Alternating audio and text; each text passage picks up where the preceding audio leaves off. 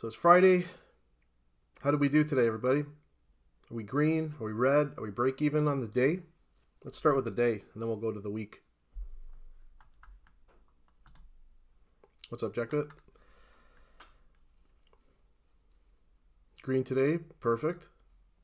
I know I saw Matt. I was on the live stream with Matt. I was watching him on YouTube, and I did see, I think he took a loss today on a long, right at open on ES. So I'm not sure if anyone else was taking that or not, but I saw that trade. Ashley says flat on the day. Jackbit is green. That's good. That's good. For me personally, I'm green today, and I'm a firm believer that if you can catch that first W on that first trade, then you should lock it down, shut it down, journal, do something else with your time. There's no need to be staring at the screen. So I love the concept of just that one base hit and call it. It works very, very well. This week has been a bit interesting, I will say. It started off interesting. It was a little bit tricky, I think. The price action was in what I called hard mode. But the thing is, we never know when price is going to switch from hard to easy mode and then from easy mode back to hard mode. And this is why having a very strict process and system that you can repeat day in, day out, this is what keeps you safe. So when we're having easy mode, you're going to just see setups like yesterday. We saw a couple of setups form back to back. That's easy mode. You're going to start thinking, oh, I missed out. I could have had more, right? That's FOMO. That's greed talking. The problem is you never know when it's going to go from that to, like I said, hard mode, where price doesn't sweep the level you want it to sweep, right? Like an hourly or a 4-hour ERL. And then you get FOMO and you think you should be entering. And then you start breaking rules. And then you start getting stop losses. And things you never know when that's going to happen. Which is why you have to have, once again, that strict routine, that strict system, that filtering process. That's what's going to keep you safe in the long run, right? You don't want to be doubling down on your entries, right? Like if your trade risk is $200 and you jump in a trade for $200 and then price starts to go a little bit lower and now you increase your position size by $200 and then you lose, I mean, that's a risk management problem, right? Because you're starting to get FOMO, like I got to make back the loss or whatever, right? Now you have a $400 loss on that one trade. So we got to make sure we're strict with our process no matter what. I share my trades. I lose trades all the time. I win trades too. The goal is for me, I need to just get more winners than losers. And I also have to remind myself that I don't need to be in every single trade. I made a joke about this yesterday. Let me see if I can find the joke. Right here. I said, remember all these trade setups aren't Pokemon. You don't need to catch them all, right?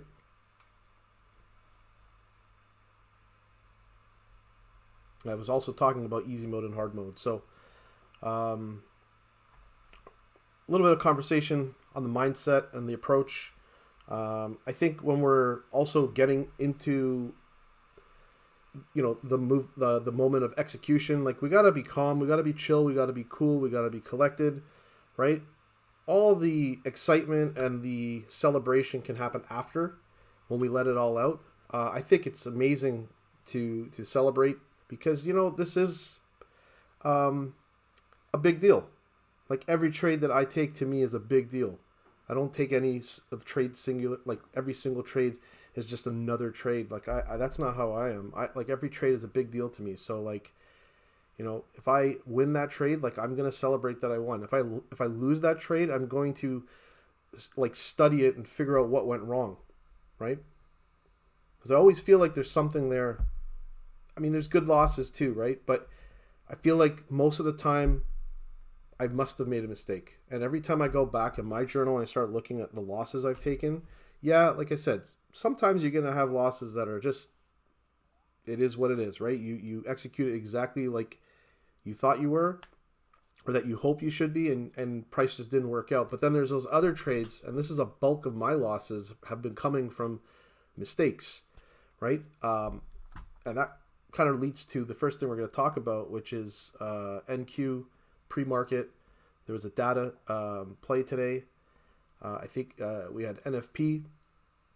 We're looking for a play on that candle, and I did take a loss on that trade. I'm just going to go through it on my chat, and then we'll go back to the chart. So at 8:40, I actually got to my desk a little late too because I had to drop my daughter to school. But the point is that I did see it, and I was looking at this 3-minute setup right here. What's up, EC? How you doing? So I was looking at this 3-minute because I thought, as much as I don't like the idea of taking a 3-minute setup pre-market, playing a data candle, it had swept London low and Asia low, and I think there was SMT with YM, if I'm not mistaken. It just seemed like this should easily at least go up here. But the thing is that price will never do what you want it to do all the time. It's going to do whatever it wants to do. Okay? So here's the setup. Here's the YM SMT. I mean, when you look at this setup, this looks like every single IFEG setup that I take. They always look something like this. And this is actually A+, because if you think about how many candles it takes to form the IFEG, it's literally like a V-shape. And that's what we want with IFEG setups. We want a nice, strong reaction off of the higher time frame liquidity levels. In this case, Asia, London, and the data low. And then we want to see amazing, like, strong momentum ripping through the IFEG.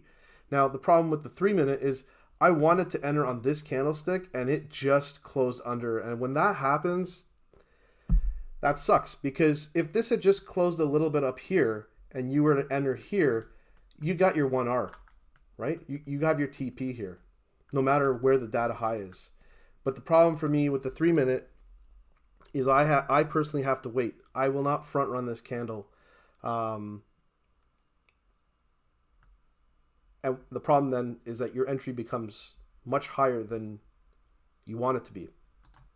But the idea is still the same. You're still entering here. You could dollar cost average here. I ended up taking my risk. I did play it on an eval because, once again, it's a pre-market setup. I'll show you what I mean. But this setup, I decided to enter half here, and then I entered another half around here. And you'll see it in my executions. And the thing is that I talked about this earlier, right? It's not like I said my risk is $200 on this trade, and then I put 200 here, and then another 200 here. Now my risk is 400. I didn't do that.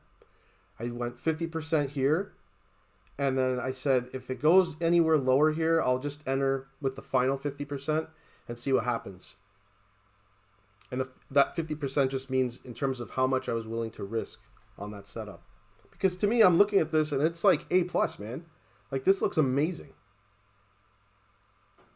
And these data plays, they work more often than they don't. The only problem with the data play is there's only one NFP a month, right? There's only one CPI a month. So these plays don't happen all the time. So that can bring another question. Should I even be trading this? It's pre-market. Worst case scenario, this thing works out 12 times out of 12, right? But we all know that doesn't work like that. Can I do without the win on that month with that one trade? Can I do without the loss? Of course, you can always do without the loss, but do you get where I'm going with this? So these are questions I've been asking myself after I took this loss, and I took it on eval, and I'm analyzing it to death.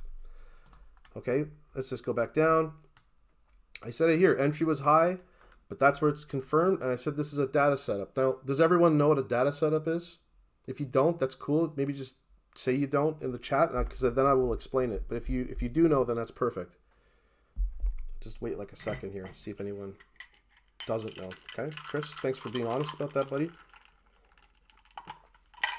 So the data play is simple. When we are, let me go to another chart. Let's go here. Let me get off the unicorn indicator. So a data play is, we know that 8:30 a.m. is when NFP drops, right? So let's go to 8:30. 8:30 is this candlestick right here. So and I'm on the 1 minute time frame. So when the data drops at 8:30, the price is typically going to swing up. It's going to swing down. It's going to create wicks on both ends of the candlestick. Now we want to see a nice range created out of that candlestick. So if I measure this range, we got about a 59.75 point range. Now, is that ideal? No. Ideal is when you got like, you know, those crazy 80, 100 point, 150 point candlesticks, right? Those are the ones we really like. But this was still good, okay? And I'll tell you why it was still good. Because London low and Asia low were right there. If these two were not here, I'm not in this trade. I can tell you that right now. But seeing that one of my key levels got swept, I'm like, I have to take this trade. Like, I can't not take this trade because I'd be breaking my rules. So what do we do with this candlestick? All I do is I measure, well, not measure, I mark the data high and I mark the data low. And this is a game of ranges. This setup is all about the range. So if this is the range, the concept is that if we get a sweep on one end of this, then we want price to go all the way up here, and this is where we take our profit. Okay, and vice versa. If it sweeps the high, the goal is that we want it to target the low, the data low. In this situation, we did sweep the low, so I'm like, the data high is the play. We want to see a price move from the low to the high. Let me just exit out of this, go back to what I wrote here. So that's the data setup.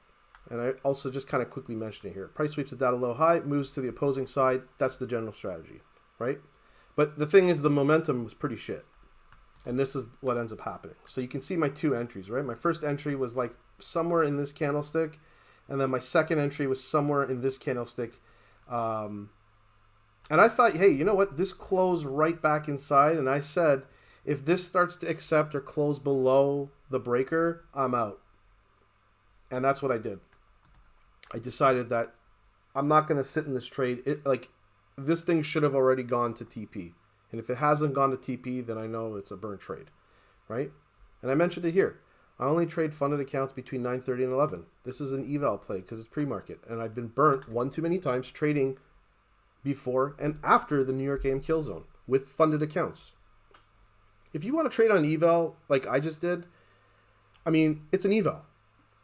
You're supposed to take some risk with an eval. You're not supposed to take unnecessary risk with a funded account. You need to treat that like gold. And I mentioned this last on Friday, and I said I had made a post on a Friday night because I took a loss during pre-market, and one of the things I said was that and this is exactly what I said. So one lesson that stood out for me this month, and this is for the previous month, was taking pre-market trades.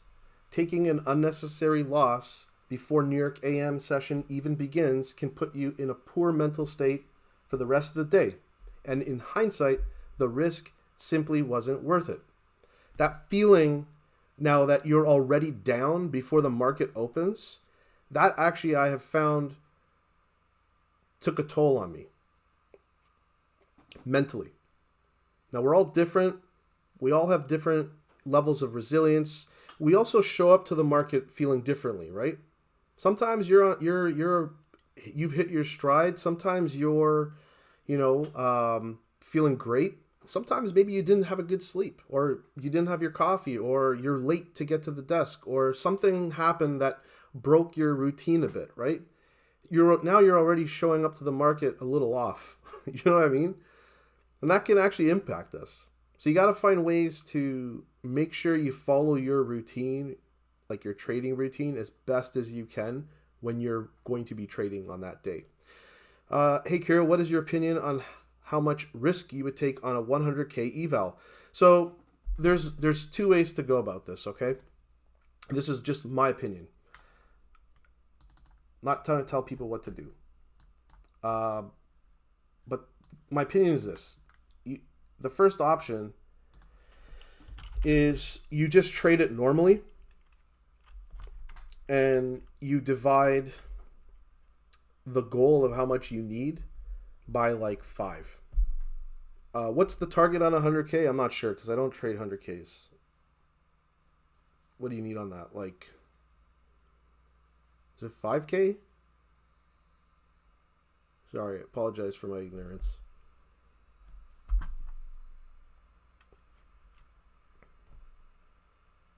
$6,000? Okay, I was close. So okay, so you need 6,000, and your liquidation is what, 3, 4? Yeah, 3. Okay, 3K. So you need to make 6,000, but you can't go below 3,000. So the first way to do this is you trade it normally. Okay, meaning you divide your liquidation risk by, like, say 10. Right? So if it's $3,000 and you divide it by 10, it's $300 a trade. So I would say that's the first way, right? Trade like normal. So for you in this case, it'd be $300 per trade, right? And $300 per trade,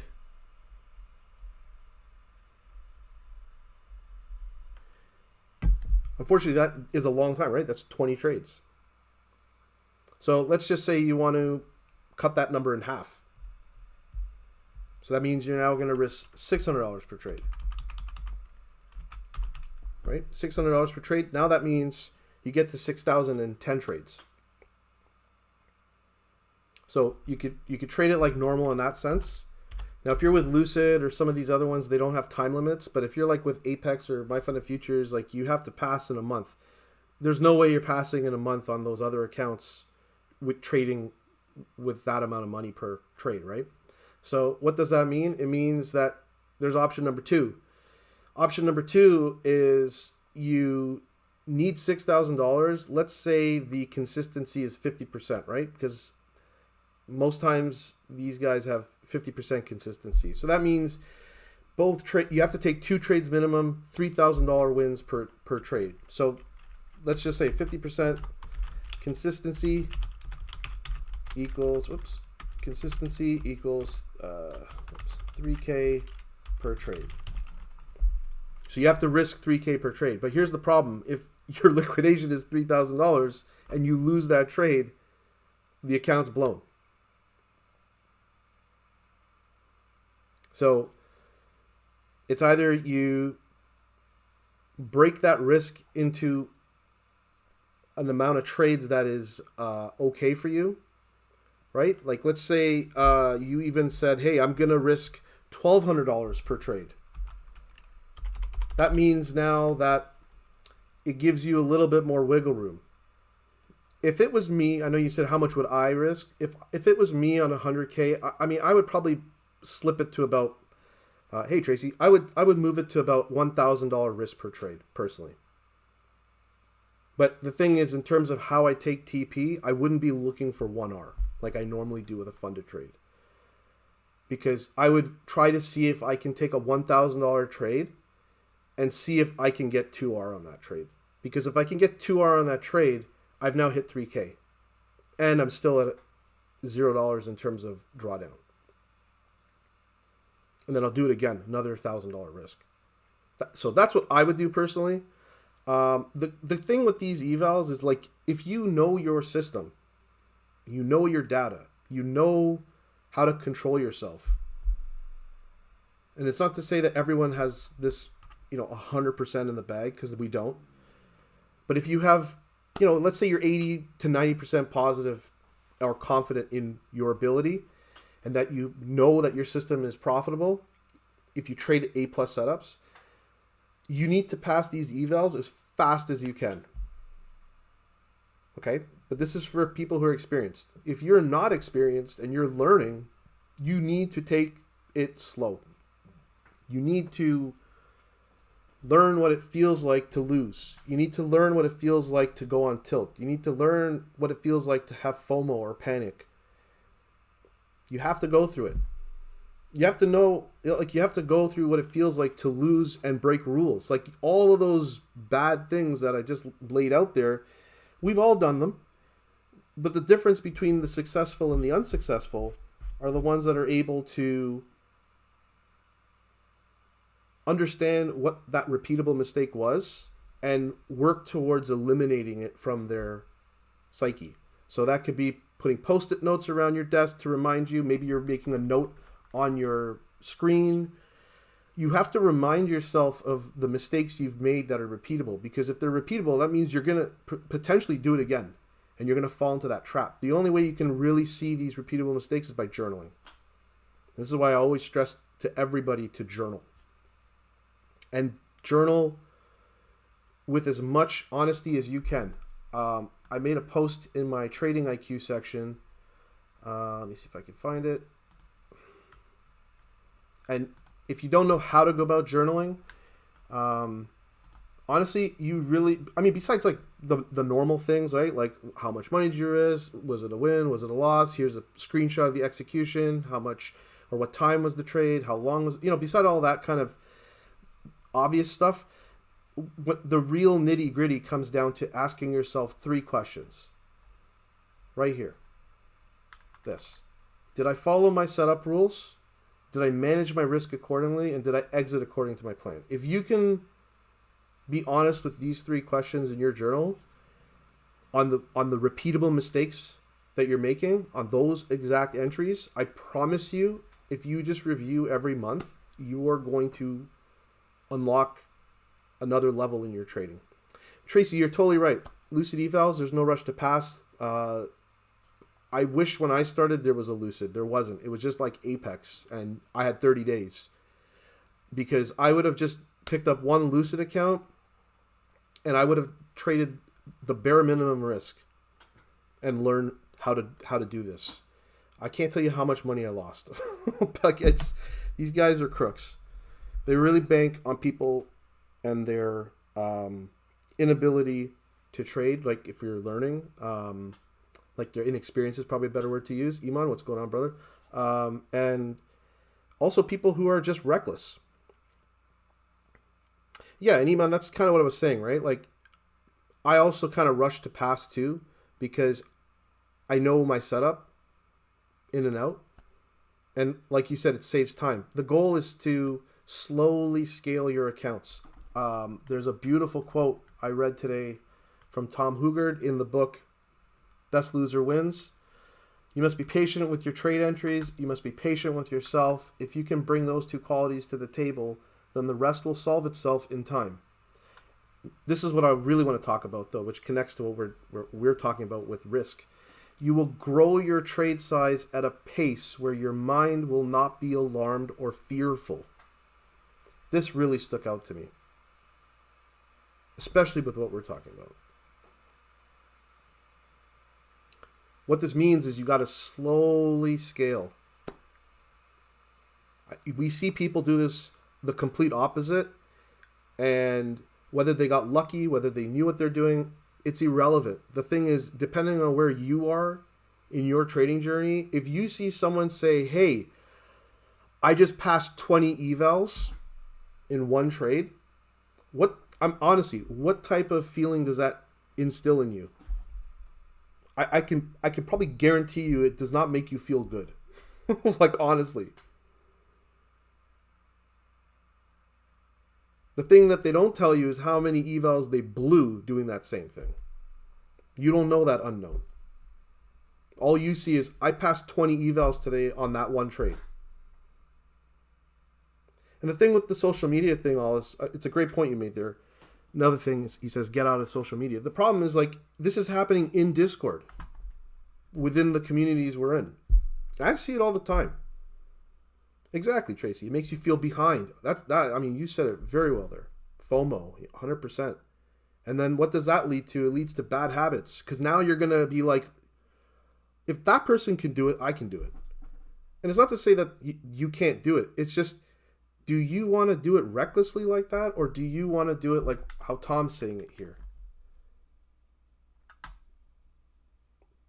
Yeah, man, I love to rap. I just kid. I don't even know how to rap.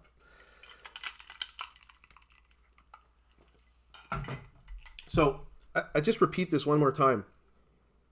This quote's amazing. I mean, the book is amazing. You have to get this book. You have to own this. Like the Bible is everything to me, but for trading, Best Loser Wins is the trading Bible for me. Like, I will take this book everywhere I go if I'm on a trip, anytime. No, a road trip, day trip, holidays, like a vacation at a resort. I'm bringing that book with me. Yeah, audiobooks. If that's what you need, then do it that way too. But once again, you are only going to grow your trade size at a pace where your mind will not be alarmed or fearful, or when your mind is not alarmed or fearful. And exactly, Bobby. Everyone's learning curve is different, and yours is pretty long. Buddy, all of our learning curves are long in this game. You look at the guys we look up to that are crushing it, like Matt or Dodgy or Kane or Tempo, or I mean, you fill in the blank there. Like, those guys have been failing for like 5 years, and now you're seeing them successful in year 7. Like, honestly, how many years has Matt been trading? He wasn't successful for the first 5 years of his trading career. You know what I mean?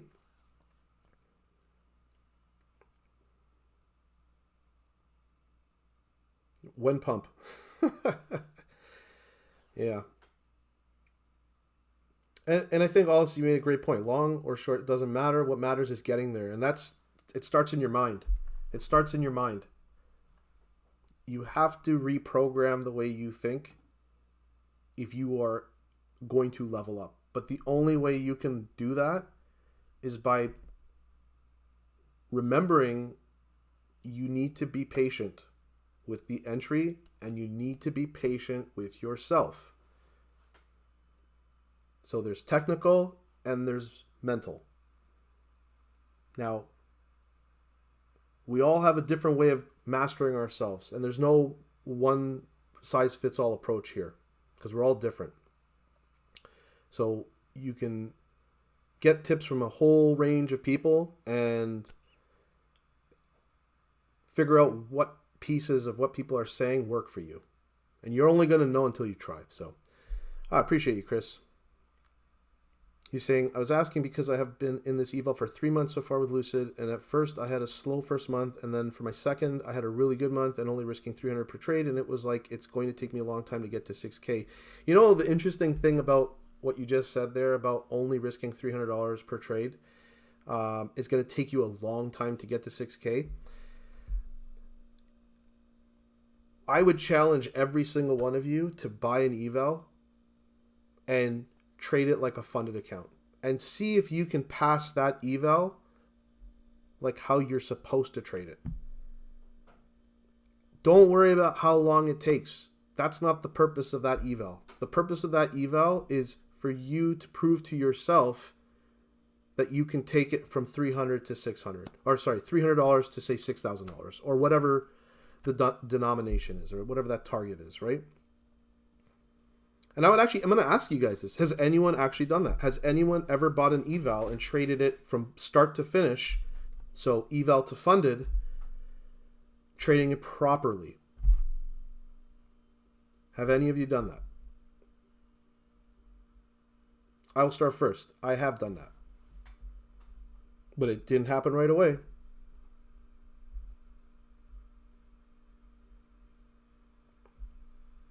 I promise you, if you can put yourself through that test, you're going to come out a completely different trader by the end of it. Especially if you're embracing a trading routine. Especially if you're embracing the journaling. Especially if you're embracing time management, meaning you're not always staring at a chart. If your if your kill zone is 9:30 to 11, and that's the only time you're going to trade, then you should only be looking at charts that reflect price action for that time. Who cares what Asia's doing? Who cares what London's doing? And Chris, honestly, man, you're going to make it, buddy. You're going to make it.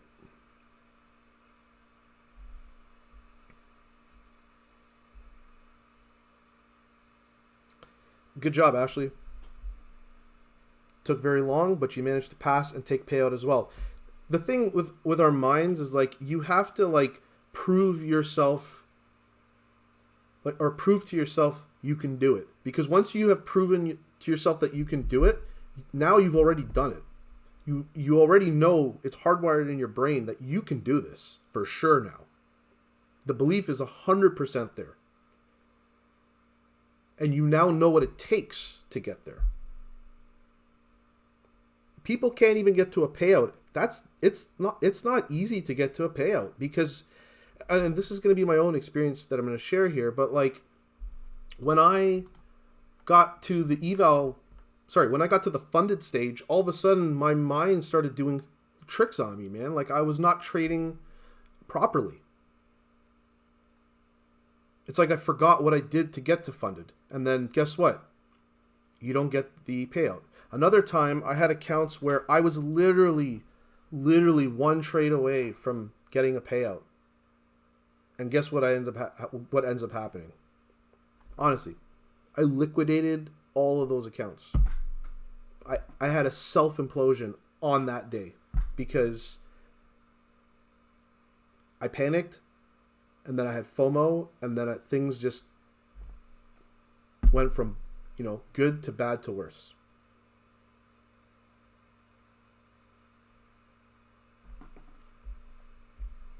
And this is not a contest of saying, who's made it and who's not made it. It's not what this is. This is just about knowing yourself, right? And having patience. Okay? So, appreciate it, Chris. Also says Messi did win the World Cup at 35, maybe, or Mbappe. I said maybe. Mbappe did it in 18. Does that make Mbappe better? I'll put it to you this way though. Who do you like better, Messi or Mbappe? Who would you want on your team? I bet you it's Messi. And I bet you it's even old Messi, not young Messi. You would still take an old Messi over Mbappe in his prime. I know I would. Just going to quickly run through the chats, make sure I haven't missed anything. Silas, what's up, brother? Man, Silas, you've been crushing it, dude. I've been sharing so much information in the Gen chat. I got to shut you out, man. Like, thank you for doing all that for the Discord, and I hope it's resonated with some people and that they've found some sort of inspiration or some technical inspiration from what you're sharing. The independent thinking is such a big deal. Yesterday, Matt had a live stream inside Unicorn University, which is the premium side, and I'm making an effort to show up to these streams now. It's only twice a week, but I'm making an effort to show up and listen to him. And it's crazy because yesterday they went for longs and they nailed it right out the gate. But that wasn't my trade. My trade was the complete opposite. It was that short. And I ended up sharing it in the chat with those guys. And I said, hey, I just made like my monthly income in less than 4 minutes on this short trade. And Matt said to me, the thing about independence, an independent thinking trader, he's like, this guy's in this live stream with us, didn't take the long that everyone else took, and then takes the complete opposite direction, which was the short, after we already took our TP. That's the true definition of an independent thinker. Or an independent thinking trader. And Silas, I would say you're doing the same thing, man.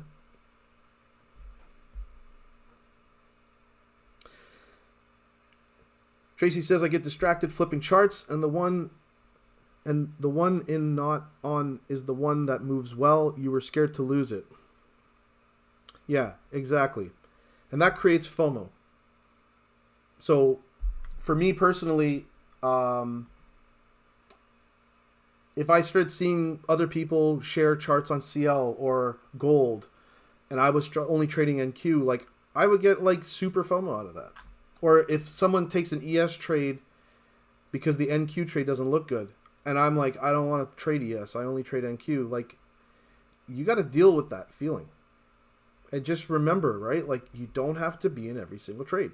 You just need to be in the trades that are A+ for you. And only you can define what is A+ for you, right? Matt can't do that for me.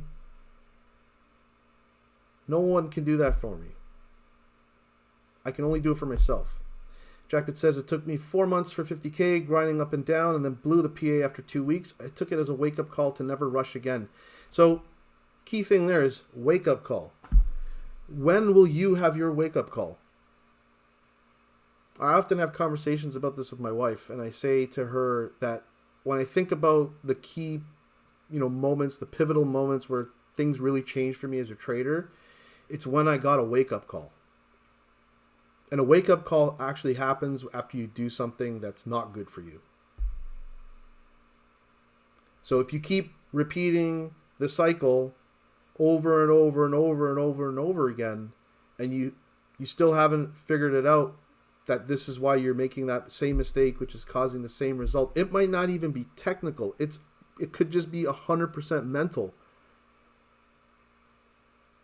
You haven't had the wake-up call yet. Wake-up call to me means the amount of pain that mistake cost you. It hits you so deeply that it actually impacts your well-being.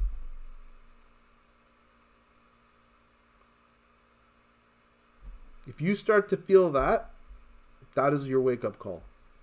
And now what you decide to do with that wake-up call is very important. If you want to forget it, you're going to stay on that same path making mistakes. But if you're going to listen to that and you're going to embrace it, I promise you, good things are coming. Iman says, don't bring France here. I know a lot of people hate France, eh? That's funny. I appreciate you, Tracy. Thanks for the kind words.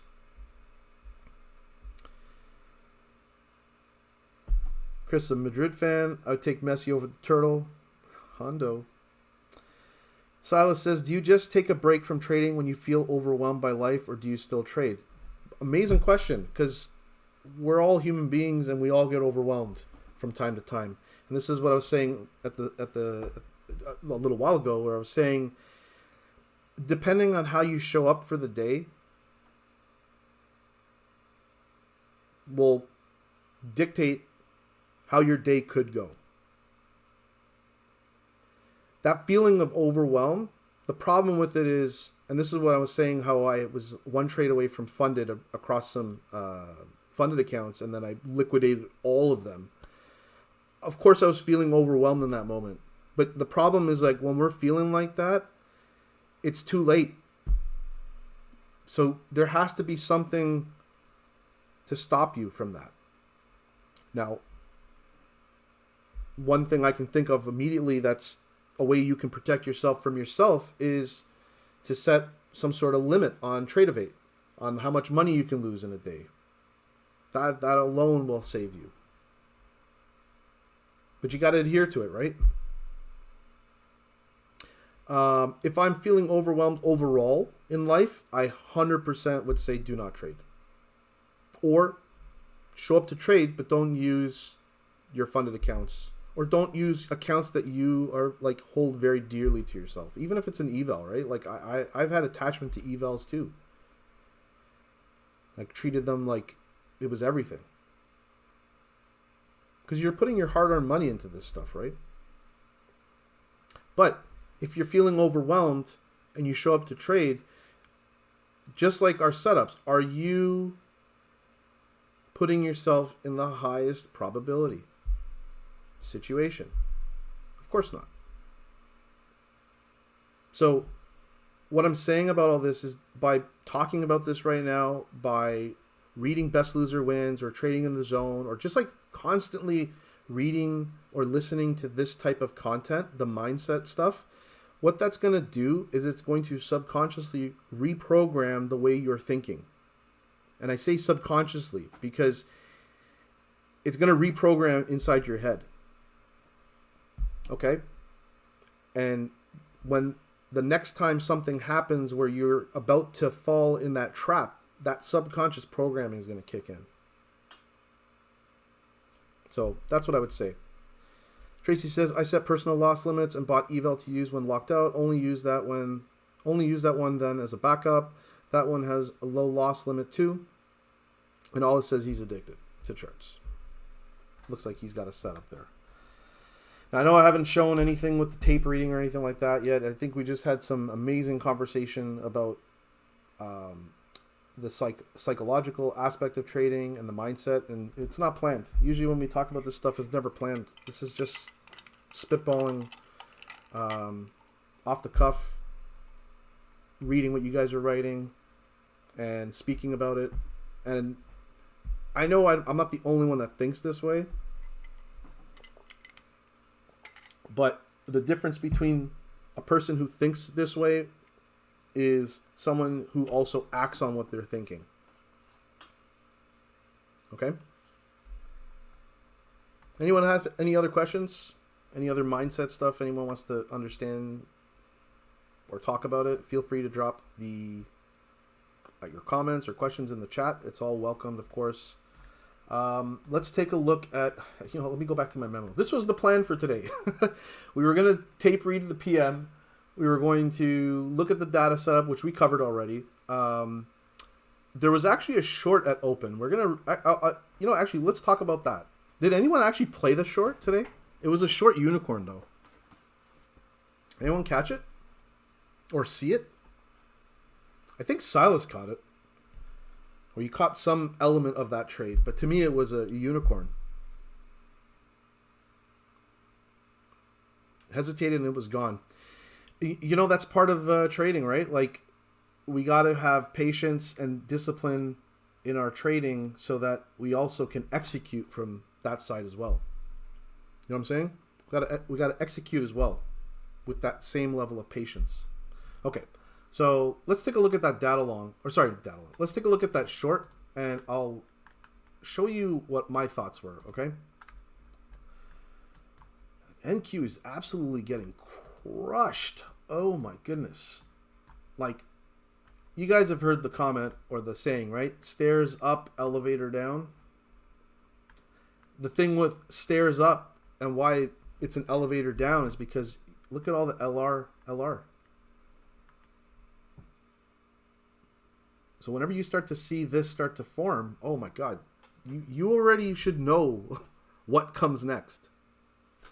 Of course, we don't know when, but you should already know it's going to happen, because look at all the liquidity being built. Okay, so let's take a look at that short. Let me put on. Actually, you know what? I won't put it on. Okay, so this is the 6 to 10 o'clock 4-hour candlestick. Okay, if we're looking at bias. You know what? I was using daily narratives for a little while, and then I think I realized that the war news and the sporadic, comments that are being made are like disrupting charts. You can't really trust the daily narrative, but what you can trust is market structure and ICT concepts with that. So that means internal to external, external to internal. This is the foundation of what I learned from Matt. When I learned this from Matt, my God, my eyes opened. And I highly recommend you to continue to train yourself on this or practice it. If we look right here, you have an H4 bearish FVG, okay? The 2 to 6 o'clock candle taps into this thing. And what does that mean? It means we're looking for internal to external showing up to New York. So your first external range liquidity level is right here, the sell side, right? But it doesn't have to stop there. It just means that if it gets tapped, that objective is met. But you also have a level here. You also have a level here. We can just kind of keep going down, right? And you got a level here. And now it's just ripping through these, right? So I would say to you, the objective is 100% met. So showing up to New York, you should have had a bearish bias if you're trying to use time frame alignments, right? My higher time frame was bearish. Now, just because my higher time frame is bearish doesn't mean I can't trade the opposite direction, right? Like I took a long today.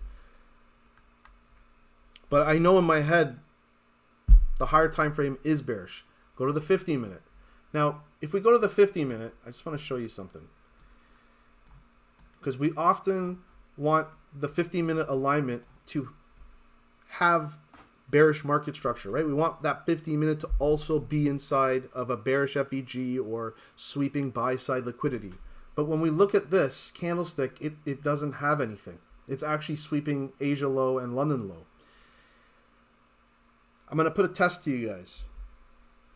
What do you do next if the 50-minute isn't aligned with the 4-hour? Do you just stop? Or do you do something else?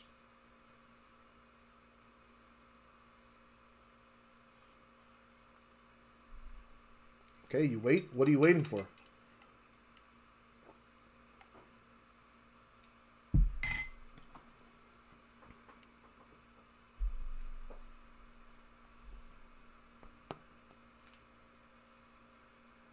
What are we waiting for?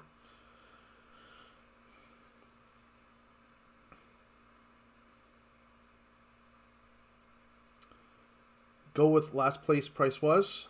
All it says I don't even use the 15 or the 4-hour, to be honest. Can you repeat the question? Bobby says, if it's a POI, look for reversal entry function. Okay, so the question is, if I know the 4-hour is bearish because we've tapped a internal range liquidity, which means I'm looking for price to move to external, right? So we had that internal range here. I needed to hit external. Now, just because it hits this one external doesn't mean I shouldn't stop being bearish, because we're looking to see how the H4 closes at that level, right? So if I go back to the 4-hour, this 2 to 6 o'clock candle has already closed, and it has confirmed that it has tapped internal range liquidity, which means I needed to hit external. And if it hasn't hit external yet, shorts are still valid. So you go to the 50-minute. So my question was, if you go to the 50-minute at market open and you're trying to align a short and you're like, well, price hasn't aligned anything here, I would need it to at least, go up here to tap into this liquidity, right? And then I'll look for a short to go lower, right? Do you know how I trade IFEGs, where when price taps into a level and I say start at the 1 minute, and if I don't see what I want on the 1 minute, what do? This is the answer to what I was asking. What do? I move to the next time frame. I move to the 2 minute. Is the 2 minute cleaner than the 1 minute? Does the 2 minute have something that the 1 minute doesn't? If it does, perfect. If it doesn't, what do I do next? I go to the 3 minute. That's my last resort. I would say the same thing to you with this 15-minute market structure alignment. If I don't see it on the 15, I'm going to just move up to the 30.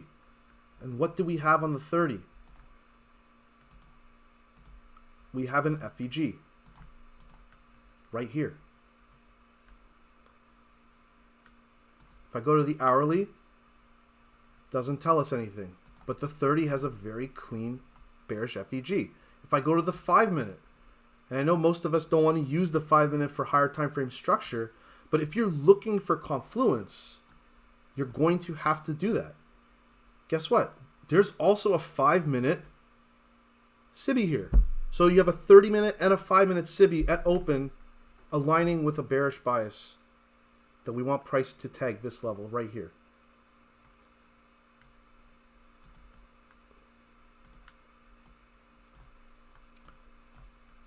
Here's the daily EQ. And this type of setup doesn't have anything to do with the daily EQ. If you look at what Matt does, there's no such thing as a daily EQ in what he's doing. And that's this. Okay? So now we know that there's a 30 minute and a 5 minute SIBI there. Let's go back to the 1 minute now. And when we go back to the 1 minute, right, this was that 30 minute, let me just mark it, 30 minute bearish FEG. I'm just going to mark it as a 30 minute, even though we know it's also a 5 minute, but 30 minute holds more weight, right? Tap into the 30. I'm going to slap on the unicorn indicator by 2 degrees.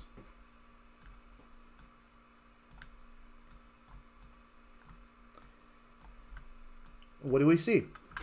I'm only just doing this because it maps it out for me. But we have the liquidity sweep tapping into the market structure on the 30 minute. And then we have a cascade effect, bearish. And look at what happens. So the only reason I even started looking at it like this was because I saw Silas took a trade from around here. And I thought, what would have made him think to short? And how does that make sense to me? And this is what I did. I went back and I analyzed what he did. And this is what I saw and what would have made sense to me. And what's crazy about this is if I hit X, look at how far prices has just gone down. Like, this thing is just getting, this got annihilated. Like, how many points is that? From open, 738 point drop today in New York session. Overall, 1,000 points on the day. Is that going to, when do these breakers start happening? Is it after 6%, 7%, or is it around now?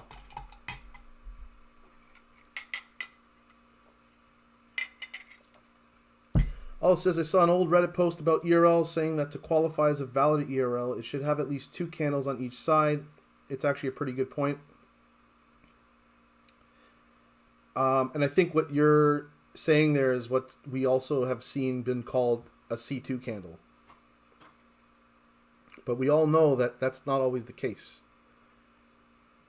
Thanks, Bonds. Oh, Bonds in the house. What's up, brother? 7%, but firms consider 5% for breach. Yeah, so I would just say, you know, like, these markets are extremely volatile. You need to have patience with yourself, and you need to have patience with your trading setup and executions. So maybe all this I'm talking about CRT.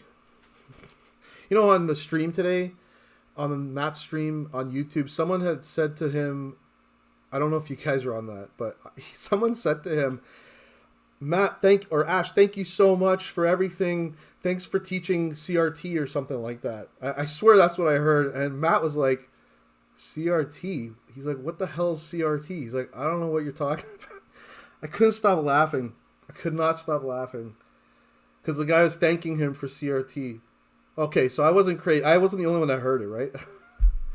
I mean, there's going to be names for all this shit, right? There's going to be so many people trying to monetize things. Like, it's crazy. And I get it, right? Everyone's hustling. Like, I can't disrespect the hustle. Like, I get it. But, I mean, when you've been in this game for a year or 2 years and you start to see the colors for what they really are, you can only laugh.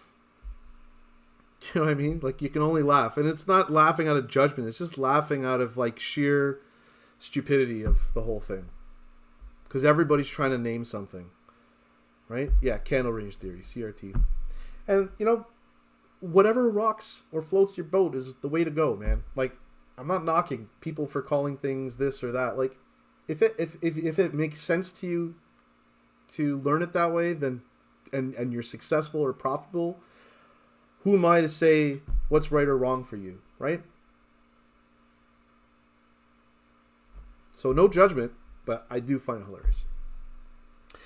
So crazy unicorn catches the continuation, drives price all the way down, and now we're seeing some response off of this H4 level, right?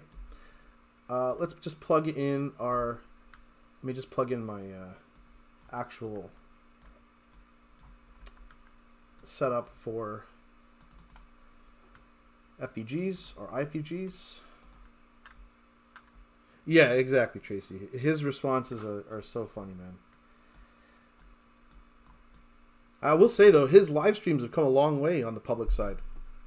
I've been following Matt for a very, very long time. Actually, before his name was even Ash Trades, it was Ash Ketchum. And his YouTube streams have really improved. So, yeah, shout out to Matt, because I remember before he was very monotone and he didn't have much personality, but his technical delivery was, to me, everything. Like, it just, everything he said was teaching me something I didn't know and was making a lot of sense. Finally, something I was listening to was making sense. So I was listening to the live stream today, and he's got so much more personality now. And maybe because he got married, or maybe because he has a kid coming. Like, these huge life moments can change you. You know what I'm saying? So, because he wasn't married at the time when he was doing those YouTube videos. I just find it funny. His life is definitely at all-time high. I've been inspired by Matt since the day I found out about him, honestly. And this is why I stick with him, you know? I'm a loyal person, and I want to hold myself with, you know, a certain level of integrity. I'm not perfect. That's why I say a certain level of integrity. But sticking with him is like, it just seems like a no-brainer to me. Because, like, the second I met Matt was like basically my reversal. You know how we catch these reversal IFEGs? That's Matt right there. Like, if I could like define him as a trading technical concept. And even though I don't trade unicorns or CISDs, or I don't trade IBs like how he's doing now, and I trade IFEGs, which is nothing that he does, I'm still with him.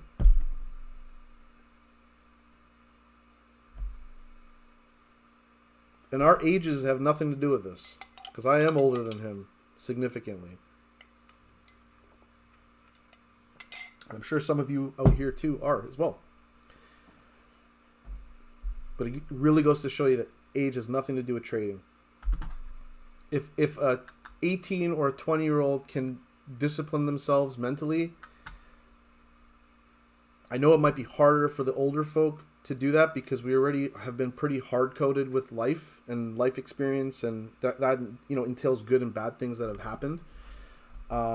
So it could be harder for us, like, the older we get. But you should never stop believing in yourself and remembering that, like, you are a very powerful person, like each and one of you, each and one of us, and that our minds can always be reprogrammed. It might take a little bit longer, but if you're hungry enough and you have enough passion and perseverance and discipline, eventually, like I said, eventually, like that Tom Hooger's comment, eventually everything will start to scale for you in the right direction. So build on the good habits, study and learn the bad habits, try to eliminate that.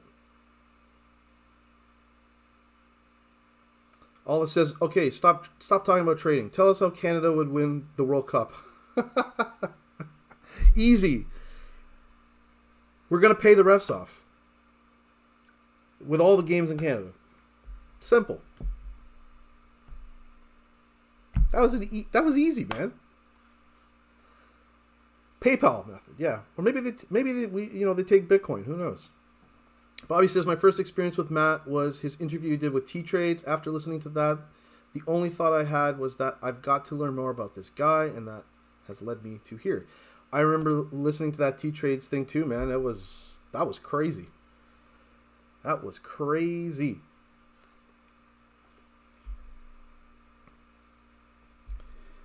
Unicorn Barbie says, Ash's Twitter posts hold more knowledge for me. I always learn from his Twitter posts. He's goated. Yeah, man. Like, and he's firing on all cylinders, you know? Like, he's got everything going. Like, he's got everything going. He's got TikTok. He's got Instagram. He's got Twitter. He's got YouTube. He's got Discord. I mean, he's built a really, really massive machine. And I know he's got help doing it. And that's part of life. You need help. You can't do everything by yourself. It's amazing in this trading world how we meet so many people that we have so much in common with, but we don't know what we look like. We don't know our real names. We're like internet buddies. You know what I mean? It's remarkable to me.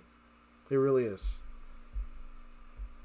So hopefully one day there'll be some sort of a gathering, if Matt puts something together again, like a meetup.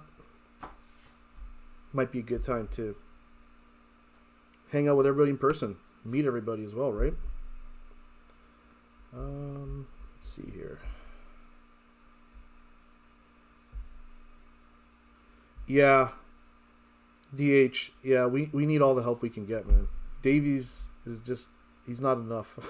And I don't even know, is he injured? I think he was injured, wasn't he? Maybe he's not injured again.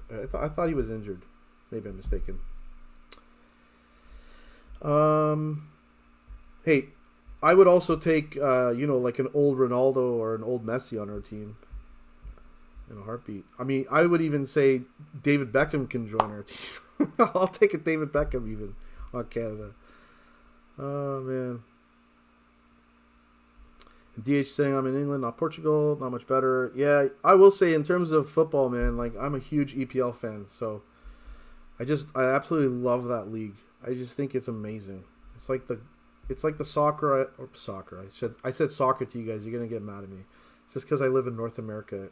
The level of football, that quality is bar none. Like it's just so good to me, and I just love how everyone plays. So. The fans are also crazy.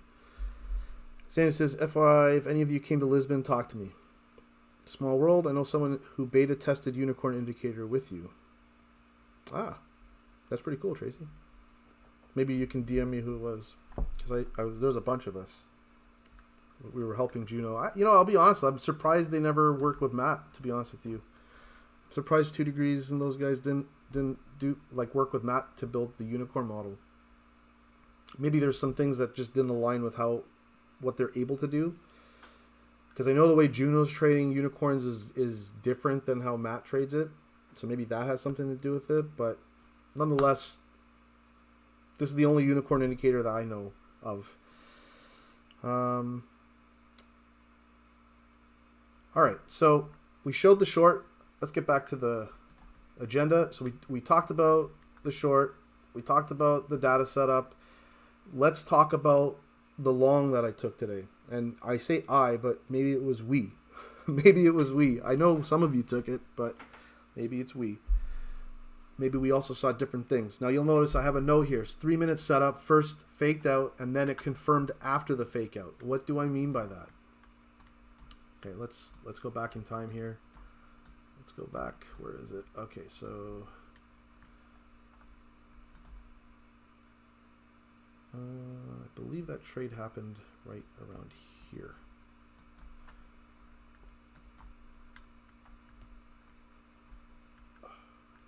Is it here? 10:14 was my time, so yeah. Okay, so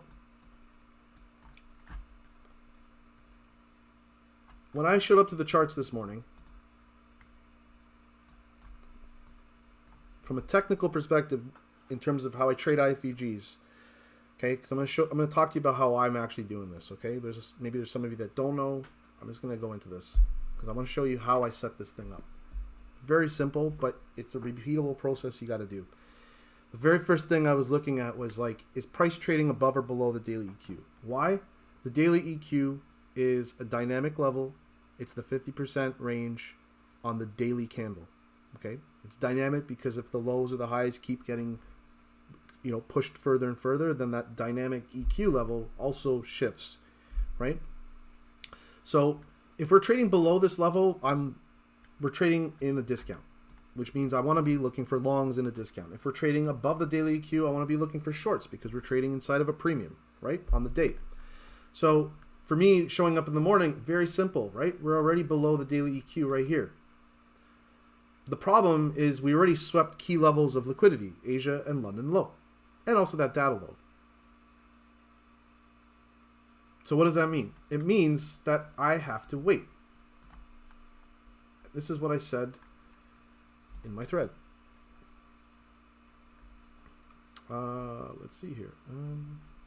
Okay. Good morning.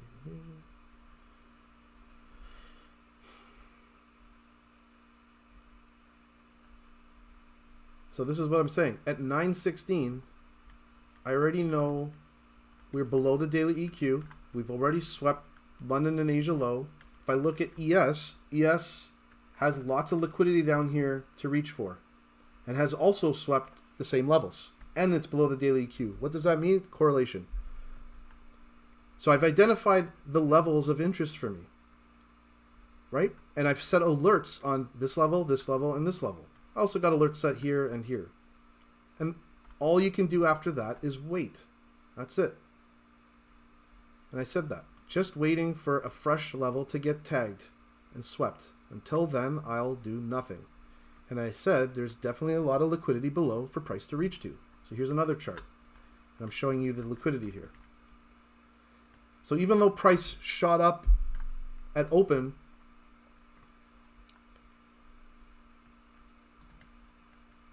like it shot up at open and hit that. Now it's saying the daily EQ here, but if I go back, you'll see that the daily EQ was not there, right? Because remember, it's a dynamic level. It's shifting as price makes higher highs or lower lows in the day. So the daily EQ is up here. So there was no setup for me to take here, okay? So all I can do is watch where those H4 and H1 levels are. So I'm just going to quickly mark that on my chart here. I'm just going to mark them as lines. Won't have to make it so cute. Okay, so those are those levels. And all I can do is wait, because if I go to the hourly, actually one level right here too. Okay, so I've got H4 levels and H1 levels marked off. All I'm looking for is a sweep of ERL, and then I'm going to zoom in lower to see what happens. Does a setup happen on the 1 minute, 2 minute, 3 minute? Like what happens next? Is there SMT? So let's hit play, and then we keep going, and then we get a sweep. And I kept saying, hey, there's a potential setup. And quick question for you guys. Do those Kira alerts help you, or do they make you stress out? Am I using it too much? Am I using it too little? Just curious.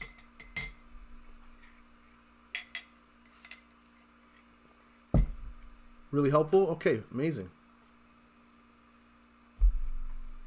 I'm trying not to overload it, and I'm trying to only tag when I think it's like super important. Because then I figure if you come back and you see you've missed a whole bunch of shit that I've messaged, you'll just go back up and read it. But none of that stuff was 100% like you needed to know right this second. They give you FOMO. I'm at work. Oh man, sorry, brother. Sorry, man. Sorry. I hate creating FOMO for people.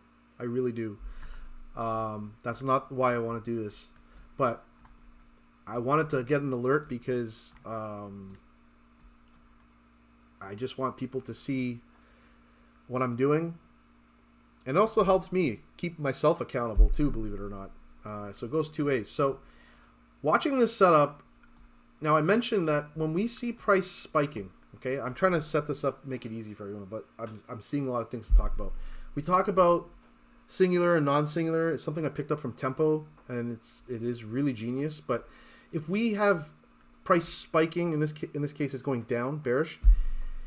If it's spiking down, then it's just creating imbalances all the way down. And when imbalances start to stack like this is not good for IFVG reversal trading, because it's creating non-singular setups, right? When we have like a staircase grind down to a certain level and some imbalances scattered in that leg, that's perfect because it's creating LRLR, right? So if I keep hitting next, we have all of this, and you can see there's a small FVG here, and then you can see that the indicator has stacked these two just because of my setting, and then it goes lower. So we can get rid of this level now. And now you'll notice this is what I'm talking about.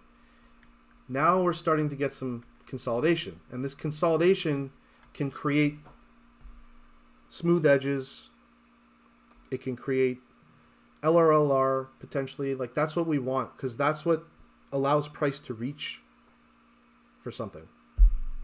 There's liquidity resting there, and this game is all about liquidity. As ICT traders, that is the number one thing we look for, is liquidity.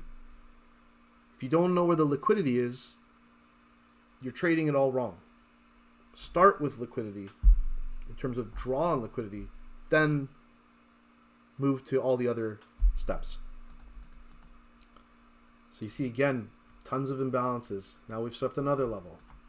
And this is what I mean by waiting. You have to just wait. Now, I don't like these at all. Okay?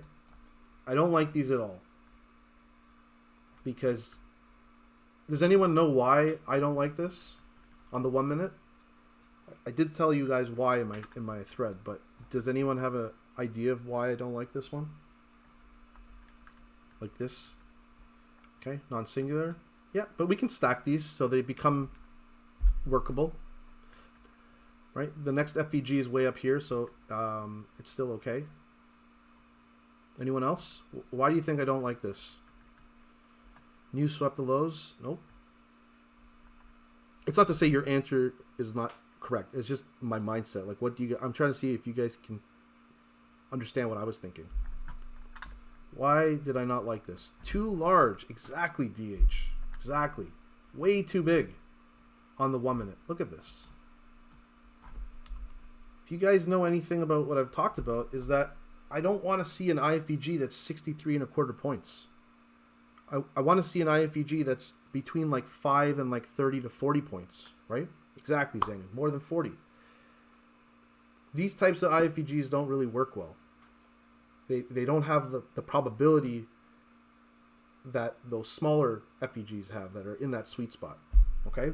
Now, it's not to say trades don't work. Remember, it's not about that. It's about putting yourself in the highest probability scenarios. So if I see this on the 1 minute and I don't like it, what do I do next? It's just like that 15-minute, 30-minute conversation we had. If I don't like what I'm seeing on the 1 minute, I can move up to the 2 minute. And if I don't like what I'm seeing on the 2 minute, I can go up to the 3 minute. Now for me, the 3 minute is the highest time frame I'm going to move up to. I will not go any higher. And the reason being is that even though I see setups happen sometimes on the 5 minute, I have been burnt time and time again taking trades on the 5 minute, even though they look A+. So for me, the 1 minute is the most ideal. And then the 2 and the 3 minute are still good, but not my ideal scenario. I love seeing the 1 minute setups the most. And I don't trade 30-second time frame. Those can work too, but I just don't trade the 30-second. You have to put filters in place for yourself. And for me, those are the filters. So when I go to the 3 minute though, look at the size of this one. Now we're at 31.25 points. Now we're talking. Okay, now we have something.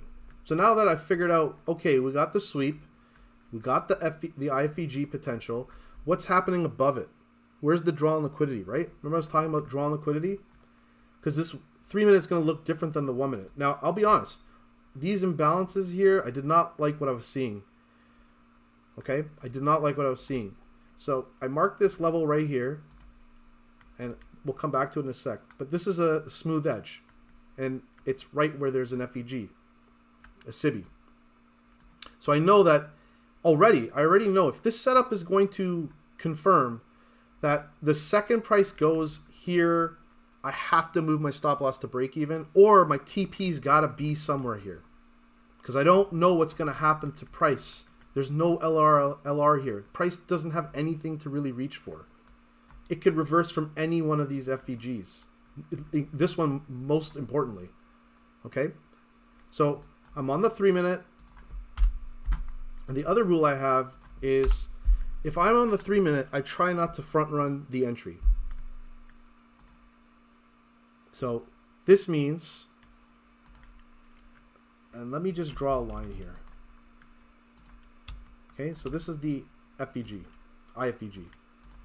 That means I need price to close above this line cleanly for it to confirm this thing. DH says, does your ideal IFEG size change for New York pre-market or London open session since there's less volume? So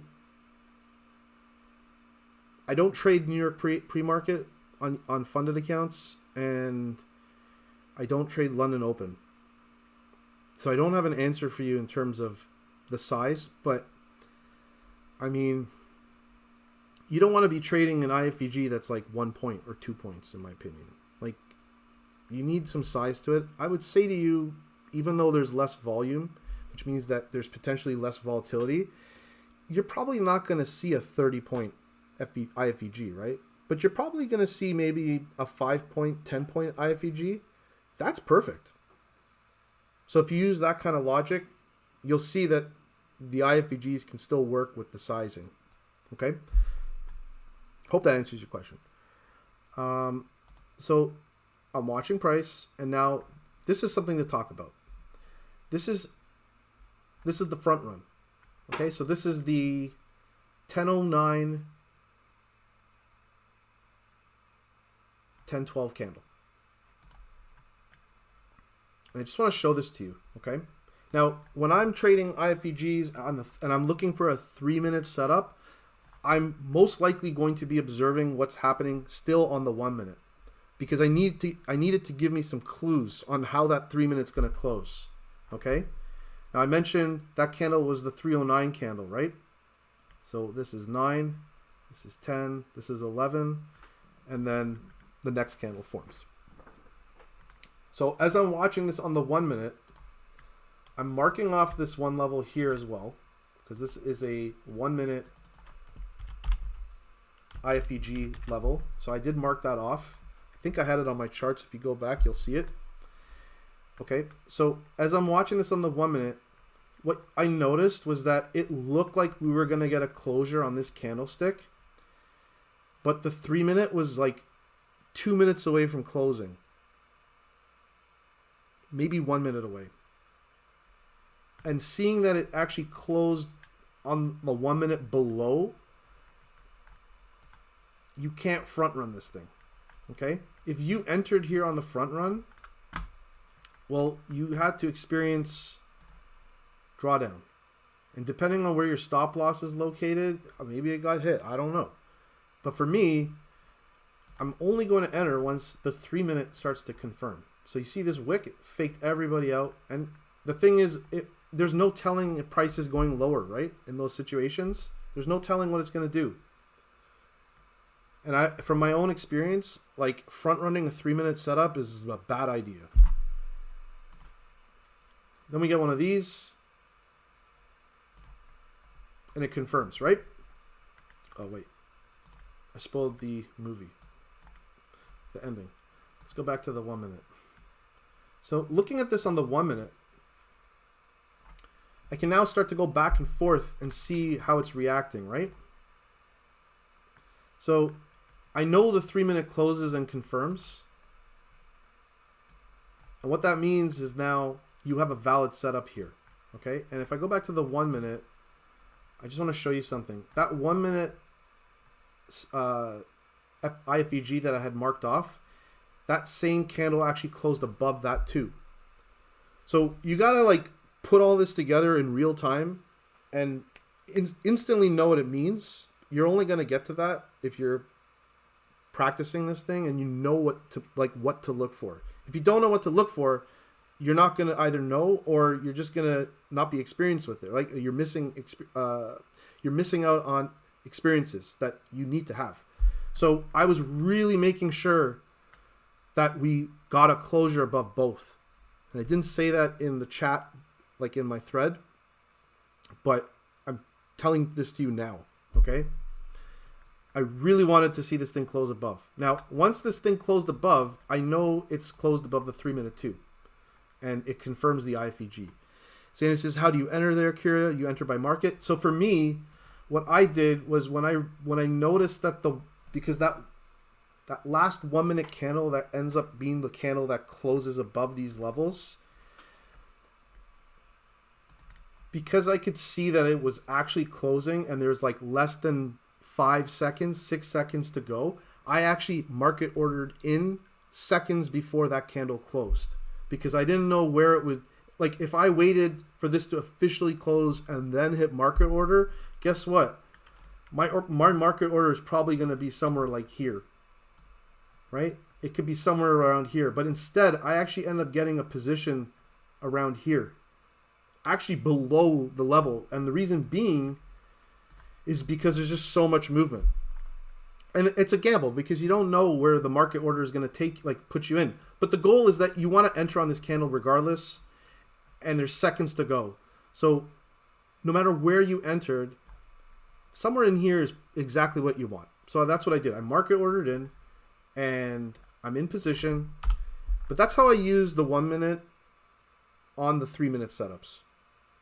So when you go to trade 3 minute setups, don't negate the 1 minute or the 2 minute, because they can give you information on that 3 minute setup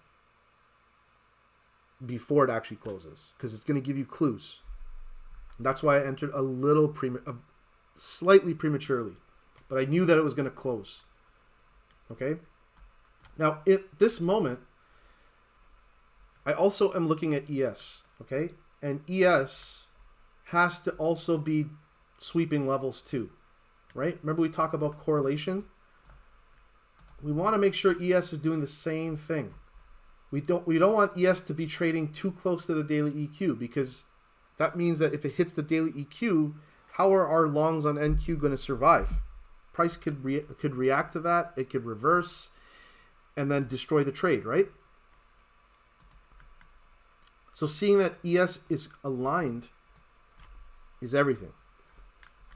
Now, there's no SMT on this play, I believe. They're both doing the same thing.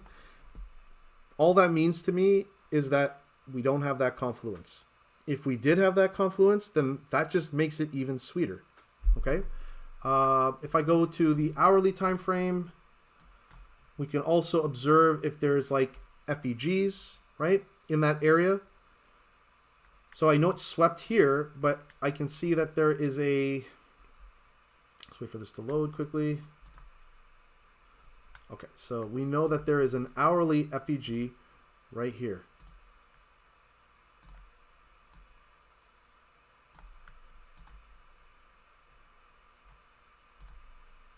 So if I go back to the 1 minute now, this is now telling us that we got a sweep here. Its price is trying to reclaim the hourly FEG, and now we have confirmation on the reversal, because it closed above the 3 minute FEG and it closed actually above the 1 minute FEG too, IFEG. So now you have an entry, your market ordered in. The next thing we got to talk about is stop loss. Okay, you can't set your stop loss here. Okay, there's do's and don'ts on this thing. You cannot set your stop loss here. Can anyone tell me why? Why would I not put my stop loss down there?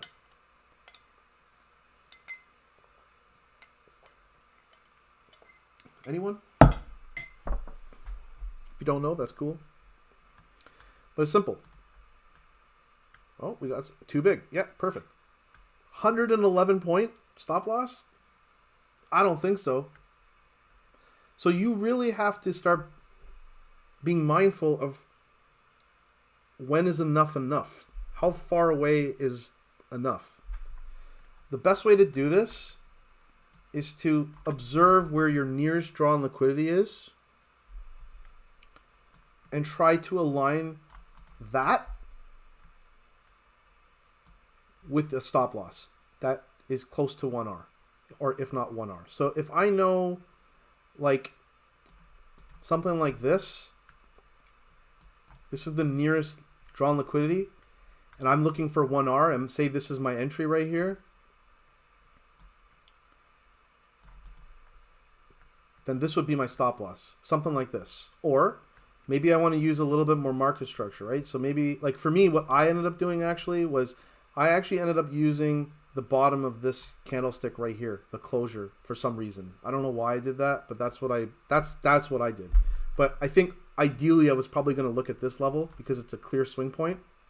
So if I just move this up a little bit higher, now what's happening is my TP is a little bit above the drawn liquidity. So how do you manage this? The way I did it was this, and let's go back to this line that I drew. The reason I drew this line is because it is a smooth edge, which we know, but it's also my break-even level.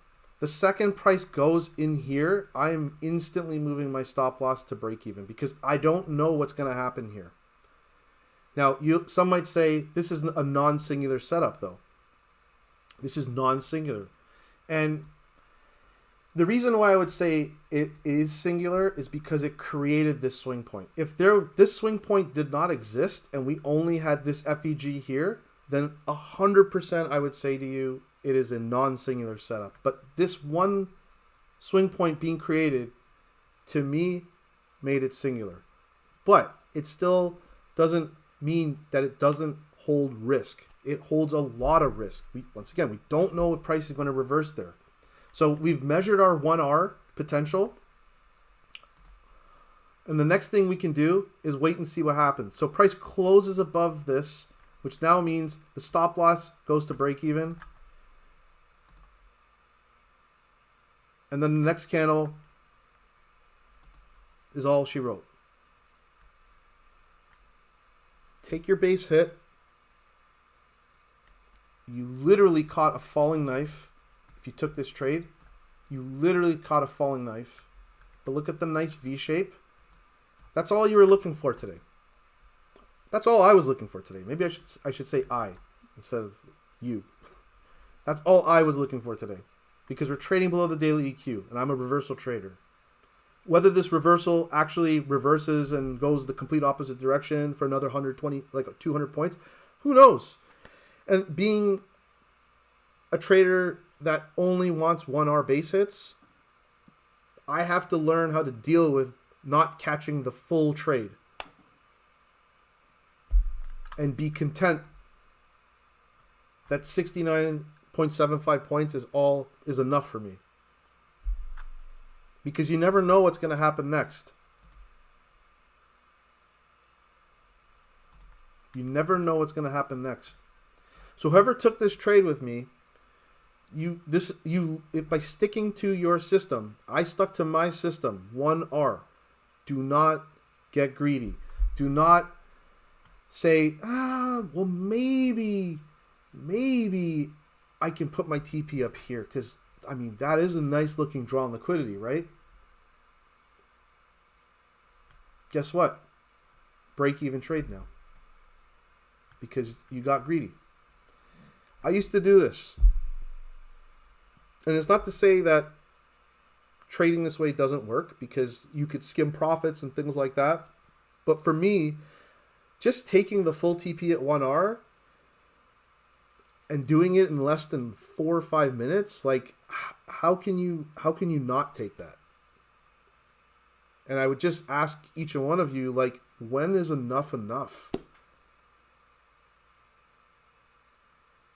Like, you don't have to be perfect. You don't have to be, catching pico lows and pico highs, like sniping things, like all of the fun buzzwords that are used in trading. You don't have to have all of that. There's only one thing you need to have, and that comes back to the quote, which is patience with your trades, patience with yourself. Slowly size yourself into a scaling position. And do it with no fear, no FOMO, and no panic. Follow your rules. By following my rules today,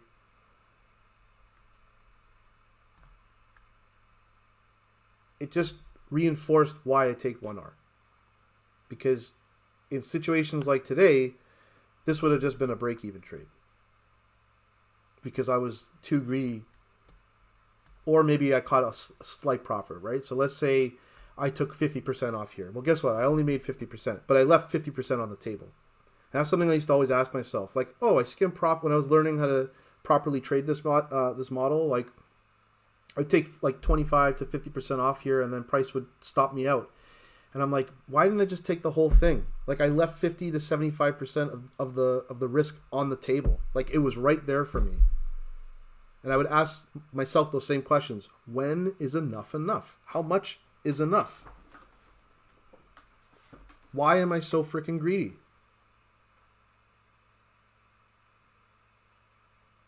I know why I'm so greedy. I'm so greedy because I watched the person next to me share, that they made $20,000.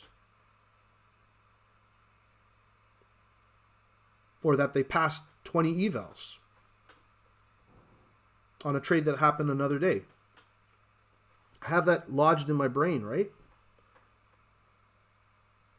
And that carries over now in my future trades. So if you can get all of that out of your head and really look inside you to figure out like how much is enough, and accept that reality, accept that fate, accept that decision, make that decision. And if you know that by doing 1-hour trades with IFVGs, you're looking at a 70 to 80% win rate, how could you not just take the 1 hour and call it a day? Because chances are, out of 10 trades, you're going to lose 2 or 3 of them. But you're now going to have 7 or 8 wins out of 10. Like, is that not good enough for you? Can you not make that work? I'm trying to show you can make it work. You can secure your bag. And you can walk away. And you don't have to worry about anything that happens after. Because the whole point of trading futures with a prop firm is, are you green today or are you not green today? That's all that matters. Because if you are green today and you are green in terms of hitting the minimum requirement on the day, well, guess what? That's all you needed. Because that counts now towards your payout. You're 1 day closer to a payout. That is what you have to think about if you're funded and you're looking to get payout. If you're trading eval, the goal is just to pass the eval, right? But you still need to stack those wins. So that's how I traded this today. This is my thought process of the whole thing. Okay, you got to hear all of it.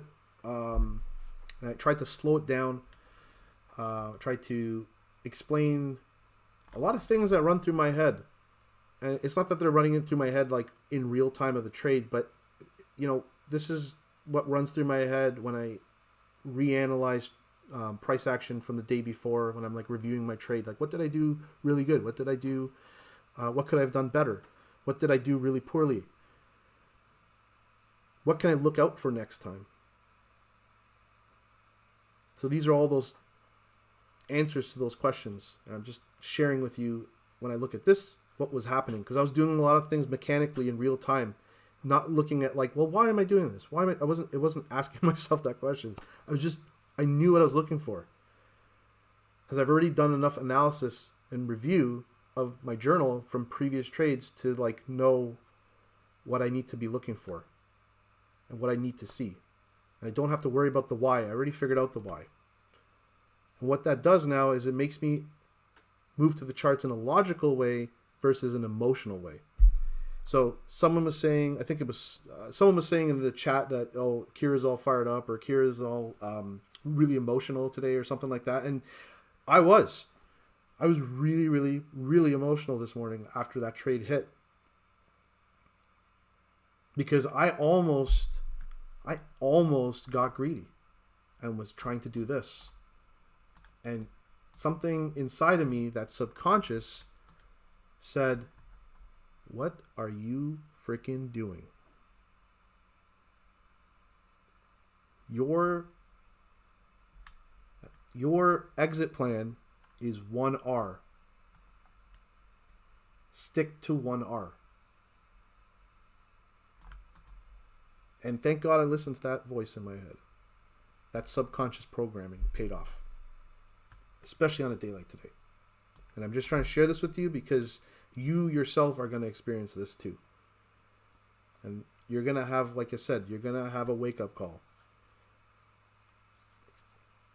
And you're not just going to have one wake-up call. You're going to have many wake-up calls.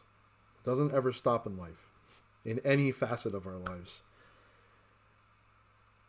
And what's really cool about trading is trading has literally exposed so many holes that were in my life as a person.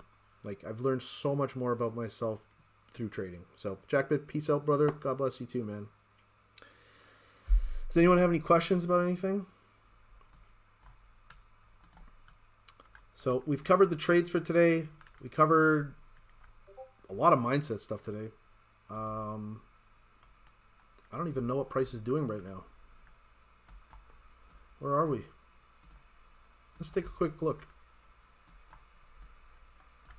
Still dumping. Holy crap. What's going on with crypto? Holy moly. Jeez. You know, I was saying I was in that FET trade. I did exit that trade last night. Like, I exited literally as the day closed. Because I was like, it hit my stop loss. So I was out. And I'm glad I did. Otherwise, I would have been down another 12%, believe it or not. But this is getting ugly. I mean, am I surprised? Not really. I did say with Bitcoin, it's in a bear market and I'm bearish. I'm expecting like 40K.